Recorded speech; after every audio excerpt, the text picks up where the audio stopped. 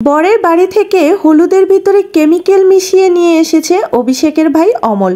এমনটাই দেখতে পারবেন আজকের পর্বেতে। তাই বিস্তারিত দেখার আগে ভিডিওতে একটা লাইক দিয়ে চ্যানেলটি সাবস্ক্রাইব করার অনুরোধ রইল। গল্পের শুরুতে দেখা যাবে পর্ণা দই চিড়ার বাটিটা তুলে নেয়। তখন সৃজন বলে, কি হয়েছে পর্ণা? পর্ণা বলে, এই দই চিড়ার বাটির ভিতরে কাচের গুঁড়ো মিশানো আছে। যা শুনে সবাই ভয় পেয়ে যায়। আর তখন তুহিনা বলে সেখান থেকে চলে যেতে থাকে। আর তখন ঈশা বলে, কোথাও যাবি না, চুপচাপ এখানে দাঁড়িয়ে থাক। ওইদিকে তো সৃজন বলে, কি হয়েছে বলো তো, কে এরকম কাজটা করলো? তুমি কি করে বুঝলে এর ভিতরে কাচের গুঁড়ো মিশানো আছে? ওইদিকে অয়ন আর মৌমিতা বলে, এই আমরা তো কিছু করিনি, তাহলে কে মিশালো? যাই হোক, আমাদের ভয় পাওয়ার কোনো কারণ নেই। তখন অয়ন বলে, চুপ করে থাকো, এখনই শুনবে কে করেছে। পর্ণা তো একদম খাপে খাপ ধরে ফেলেছে, নিশ্চয়ই এবারই কেউ না কেউ মিশিয়েছে। এরপর পর্ণা বলে, আমি জানি এই কাজটা কে করেছে। আমি যখন হলুদের গোটাটা আনার জন্য রান্নাঘরে গিয়েছি, আমি তখনই দেখতে পাই হামারদিস্তার মধ্যে কাচের গুঁড়ো লেগে আছে। আর সব কিছু কল্পনা করে বলতে থাকে পর্ণা কিভাবে ওই কাচের গুঁড়োগুলো পেয়েছে ও। তারপর পর্ণা দৌড়ে এসে দই চিড়ার বাটিটা দূরে নিয়ে ফেলে দেয়। আর এ দেখে সবাই অবাক হয়ে যায়। সৃজন বলে, কিন্তু এই কাজটা করলো কে বলো তো? তখন পর্ণা বলে, করবে আর কে?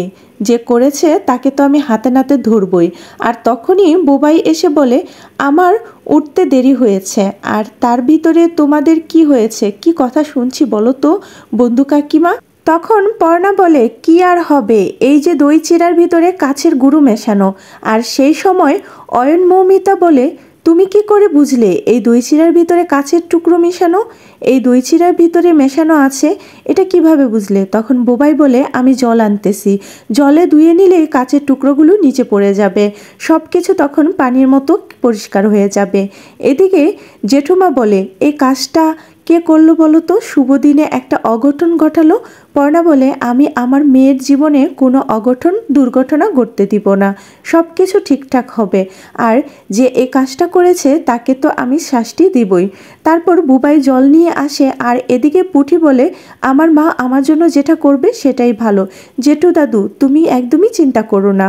তারপর বুবাই জলের বাটিতে জল নিয়ে আসে আর দই চিড়াগুলো ওই জলের ভিতরে ফেলে দেয়। ফেলে দেওয়ার পর কাচের টুকরাগুলো নিচে চলে যায় আর সবাই দেখে অবাক হয়ে যায়। সৃজন বলে, এ দেখি সত্যি সত্যি কাচের গুঁড়ো। তখন কৃষ্ণা বলে, কে করলো এই কাজটা বলো তো? পর্ণা তখন চলে যায় তুহিনার কাছে। আর তুহিনার কাছে গিয়ে দাঁড়ালে তুহিনা প্রচণ্ড ভয় পেয়ে যায় আর তুহিনা ভয়ে কাঁপতে থাকে। তারপর বলতে থাকে, আমি কিছু করিনি, আমি তো রান্নাঘরে যাই নাই আর হামানদিস্তা তো ধরিয়ে নেই, আমি কি করে এই কাজটা করব। তখন পর্ণা বলে, জানো তো তুহিনা, একটা কথা আছে, ঠাকুর ঘরে কে? আমি কলা খাইনি, আমি তো জাস্ট তোমার কাছে এসেছি, কিন্তু তোমাকে তো কিছুই জিজ্ঞেস করিনি, তারপর তো এইসব কথা কেন বলছো? তখন ঘাবড়ে যায় তুহিনা, বলে, ও মা, আমি বলবো না? এ বাড়িতে যা কিছুই ঘটে না কেন সব তো আমার দিকে আঙুল ওঠে। আর তুমি আমার দিকে এভাবে ভয়ঙ্কর চোখে তাকিয়েছো, যা দেখে আমি ভীষণ ভয় পেয়ে গেছি, তাই আমি এগুলো বলেছি। পর্ণা বলে, কে করবে তুমি ছাড়া এই কাজটা বলো তো? এর আগেও তো তুমি আমার মেয়ের অনেক ক্ষতি করতে চেয়েছো, এই বিয়েটা শুরু থেকেই তুমি অনেক বাধা সৃষ্টি করেছো, তুমি ছাড়া এই কাজটা কে করবে? আমি তোমার কথা একদমই বিশ্বাস করি না। এদিকে ঈশা বলে, এবার আমার মেয়ে ফেঁসে গেল, এবার ওকে কি করে বাঁচাবো? এবার তো মনে হয় সব কিছু শেষ হয়ে যাবে, পর্ণা বাড়ি থেকে নির্ঘাত আমাদেরকে বের করে দিবে। ওইদিকে তখন পর্ণা বলে, শোনো, তুমি চলো ডালে ডালে আর আমি চলি পাতায় পাতায়, কে কি করতে পারে আর না করতে পারে সেটা আমার খুব ভালো করে জানা আছে, তাই আমার কাছে ধোয়া তুলসী পাতা সাজতে এসো না। এইসব কথা শুনে তুহিনা বলে, তোমার কাছে কি প্রমাণ আছে যে এই কাজটা আমি করেছি?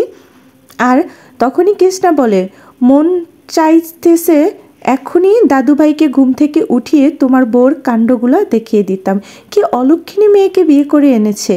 আর তখনই ঈশা বলে, না না, আমাদের কোথাও হয়তো ভুল হচ্ছে, কিছু একটা মিস্টেক হচ্ছে। আর তখনই পর্ণা বলে, আপনি বলছেন আপনার লজ্জা লাগছে না? আপনার মেয়ে হয়ে এরকম কাজটা করে। আমি এর আগেও অনেকবার আপনার মেয়ের কুকীর্তির কথা আপনাকে জানিয়েছি, কিন্তু তারপরেও আপনি আপনার মেয়েকে শাসন করেননি, আপনার মেয়ের কোনো নজরই রাখেননি।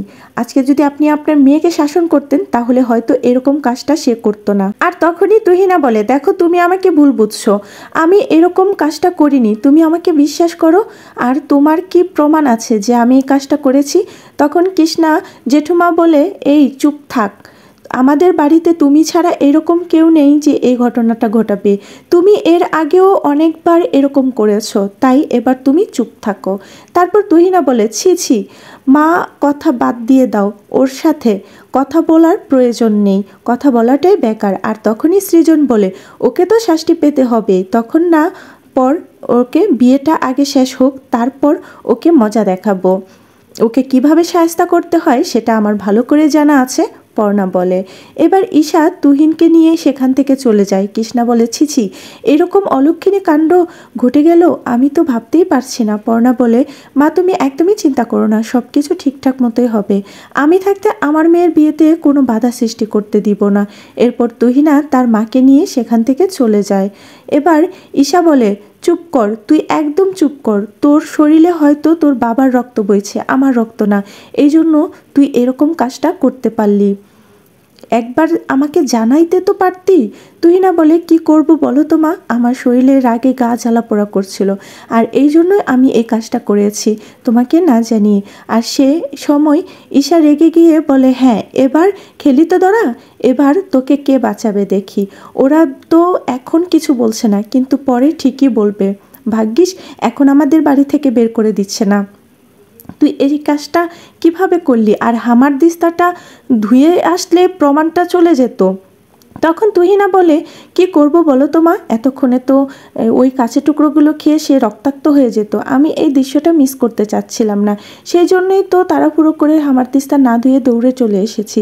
যা শুনে প্রচণ্ড রেগে যায় ঈশা, আর বলে, চুপ থাক, আর কথা বলবি না। তারপর বলে, এই থেকে আমার কথা ছাড়া তুই কোনো কাজ করবি না, আজকে থেকে সব কাজ আমি করব। ওদিকে দেখা যাবে অভিষেকের বাড়িতে গায়ে হলুদ মাখানো হচ্ছে, যা দেখে রাগান্বিত হচ্ছে অমল আর অমলের বউ। আর সেই সময় অভিষেকের বাবা বলে, হ্যাঁ রে, তোদের যদি ভালো না লাগে তাহলে এখান থেকে চলে যেতে পারিস, যা গিয়ে তোর দাদাকে হলুদটা দে। অভিষেকের ভাই বলে, এটা তো আর প্রথমবার না যে এখন হলুদ দিতে হবে। তারপর অভিষেকের বাবা বলে, আচ্ছা তোর যদি ভালো না লাগে তাহলে এখান থেকে চলে যা, তারপরও বাজে কথা বলিস না, হলুদ দিতে পারবি না তো চুপ করে দাঁড়িয়ে থাক। এদিকে অভিষেকের মা বলে অভিষেকের বৌদিকে, হ্যাঁ শোনো, জলটা নাও, ওর মাথায় ঢেলে দাও। এই সময় অভিষেকের বউ মনে বিড়বিড় করে বলতে থাকে, ভারী কাজগুলো আমাকে দিয়ে করাবে, আর কাউকে যেন চোখে দেখে না। এই সময় অভিষেকের মা বলে, দাও দাও, জলটা আমাকে দাও, আমি আস্তে আস্তে ঢেলে দিচ্ছি। তখন অভিষেকের বউ মনে মনে বলে, আরে বাবা, নাটক, আদিক্ষেতার আর শেষ নাই, বিয়েটা যেন প্রথমবার হচ্ছে, এই ছেলে আর ছেলের বউকে সব উজাড় করে দিয়ে দিচ্ছে, এই সমস্ত কিছু দেখতে আর ইচ্ছে করছে না। সেই সময় অভিষেকের বাবা অভিষেকের ভাইকে ডেকে বলে, এই শোন, হলুদের ডালাটা মেয়েদের বাড়িতে দিয়ে আয় তো। আর অভিষেকের ভাই বলে, হ্যাঁ এখন তো আমাকে কাজে লাগবে, এতক্ষণ তো বলতেছিলা ভালো না লাগলে চলে যায়, এখন যে দত্তটা পাঠানো হচ্ছে তখন আমাকে যেতে বলছো, কাজের সময় হলে আমি, আর বাকি সময় আমাকে তোমরা মনেও করো না। তখন অভিষেকের বৌদি বলে, আরে থাক, এত কথা বলো না তো, চলো আমরা গিয়ে দিয়ে আসি। তারপর অভিষেকের দাদা আর বৌদি পর্ণাদের বাড়িতে দত্তগুলো নিয়ে আসে। এদিকে পুটির গায়ে হলুদ দিবে বলে সবাই বসে আছে উঠানে নিয়ে, আর পুটির সাথে মজা করছে। তখন এই সময় পর্ণা বলে, হ্যাঁ গো, এখনও তো দত্ত আসলো না, পুটিকে তো হলুদ দিতে হবে। তখন সৃজন বলে, হ্যাঁ আমি কল করেছিলাম, তারা রাস্তায় আছে, কিছুক্ষণের মধ্যে হয়তো চলে আসবে। ওইদিকে উপর থেকে ঈশা আর তুহিনা দাঁড়িয়ে দাঁড়িয়ে দেখছে। তখন তুহিনা বলে, হ্যাঁ গো মা, এই সমস্ত কিছু এখন আমাদের চোখে দেখে সহ্য করে থাকতে হবে নাকি? তখন ঈশা বলে, চুপ থাক, আমাদের যে এই বাড়ি থেকে বের করে দেয়নি এটাই ওদের কাছে অনেক বড় পাওয়া, কারণ তুই যে ভুলটা করেছিস তার জন্য আমাদের তো এই বাড়ি থেকে বের করে দেওয়া উচিত ছিল। তো বন্ধুরা, এই ছিল আজকের পর্বটি কেমন লাগলো অবশ্যই কমেন্ট বক্সে কমেন্ট করে জানাবেন, আর পরবর্তী পর্ব দেখার জন্য চ্যানেলটি সাবস্ক্রাইব করে অনুরোধ রইল।